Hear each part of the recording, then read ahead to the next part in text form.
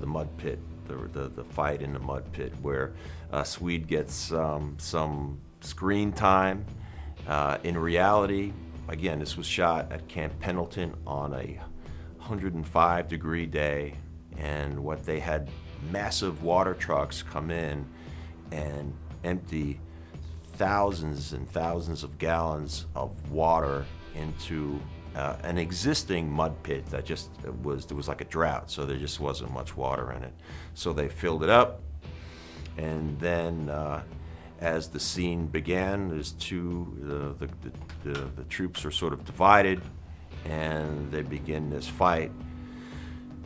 Clint, again, he's in the scene, but he's directing, and he, working with the director of photography in determining where the cameras would be placed, he wanted to make sure that certain actors were more prominently featured in this scene, and one of them was me, because it was a true competition, and so that there would be only one man remaining.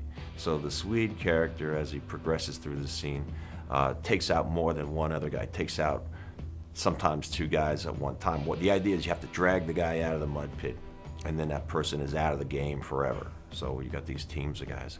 Finally, a whole big group of 5, 6 guys grab me. There's one guy on each leg and one guy on each arm and one guy around my waist, and they drag me out. And that's it for the Swede in this particular scene. But it was a lot of fun. We spent about 6 or 8 hours filming this scene. Very, very hot weather, so we didn't mind being in the water. Wasn't the cleanest water I'd ever seen, but it's a memorable scene, and we had absolutely perfect, hot but perfect weather every single day that we shot this in Southern California. I remember this, you can tell the sun really, we got late in the day and they ran out of the light they wanted, and we were in a place there where there wasn't really, they couldn't bring light, so it is a dark scene, but that's why we just ran out of the day.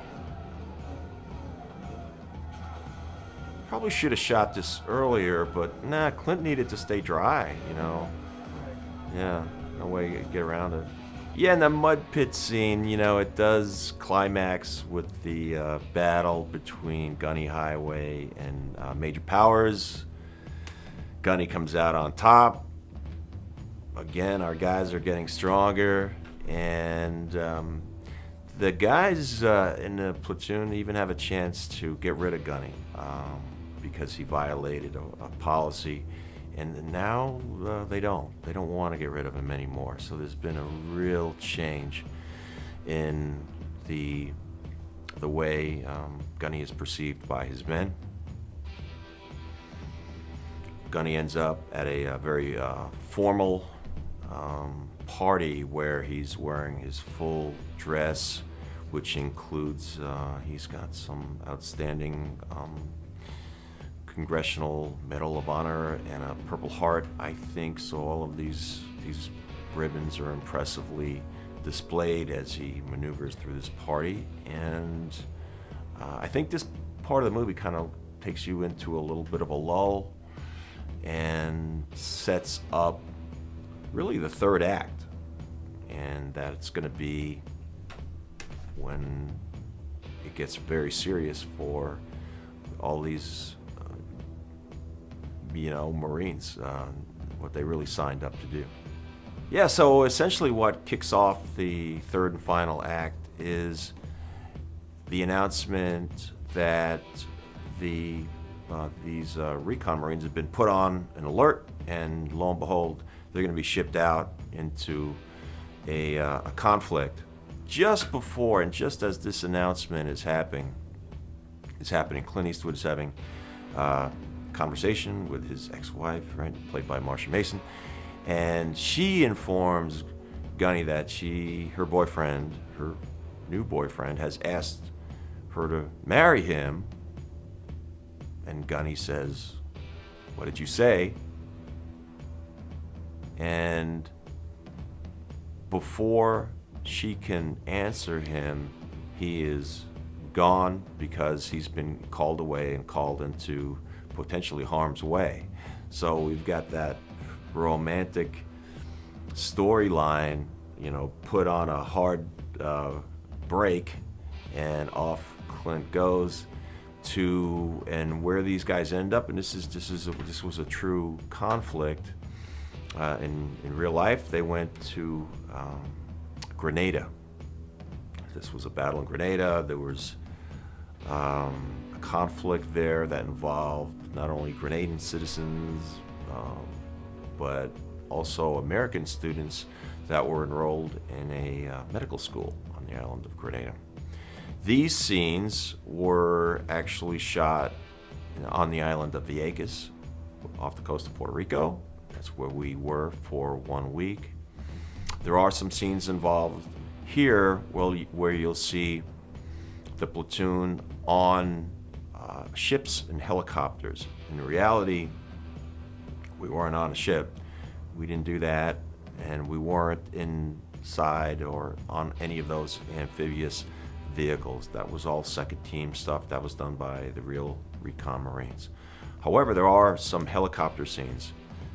We were on a helicopter, and there are some scenes that you can kind of identify where you can see us.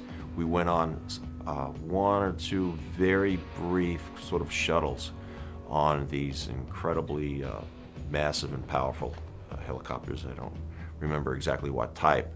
So Swede was on the helicopter and it was flying around, and we got some footage. And then we did some additional footage on the helicopter, and the blades were going, and it was loud as hell, but we were on the ground. It was shot in such a way that you would think that we were flying, and our legs were hanging off the side. But we weren't going anywhere. But they captured some very authentic footage, and there is some footage of us. You get a pretty good shot of Swede on the flying along just a few feet above the ocean, and that's the real deal. So that was good fun. Again, the scenes where you see our group of recons jumping into the water, jumping into the ocean, not us. That was the real guys. In fact, we didn't actually even get a chance to see that. Well, would have loved to have seen what that looked like, but that was 2nd Unit. They were shooting that. We had a very, very hectic schedule in Vieques, and it was extremely hot and humid and buggy, and we were working over there. But we were supported in Vieques by our military that resides there in the Atlantic Ocean. It was a long, long flight. So we went from San Diego and flew to Puerto Rico with a stop, I think, in Dallas, and then from Dallas, I believe at that time, to Puerto Rico. And then from Puerto Rico, we had a 2-hour boat ride to get to Vieques. And we had, which is a resort island, but not particularly developed. It wasn't 30 years ago, so we stayed at a very modest hotel there, but the people were just beautiful, so it was good times. During that week, I think it was 6 days in Vieques, I had a unique opportunity. Clint Eastwood walked up to me one day after we were done filming and said, he was by himself and I was just kind of by myself, and he said, "What are you doing for dinner?" I don't really have a plan. And he says, "It's me and you. Let's go. Let's get some dinner." Wow. Okay. Yeah. Cool. So he had a car. He didn't have a driver. I mean, he just had a car. You know, he had a car set up for him over there. We jump in. He says, "Somebody told me about this restaurant. See if I can figure out how to get there." And we drove like this for 10, 15 minutes. And the island's very small, but we found some beautiful restaurant. And that was quite an experience. So he's so famous. And we walked into this really humble sort of outdoor, it's kind of almost in a jungle setting overlooking the Atlantic Ocean. We walked in this restaurant, and people, the tourists there, were really from all over the world. Not very many Americans, and it's entirely Spanish speaking. And Clint speaks some Spanish, so that was really helpful.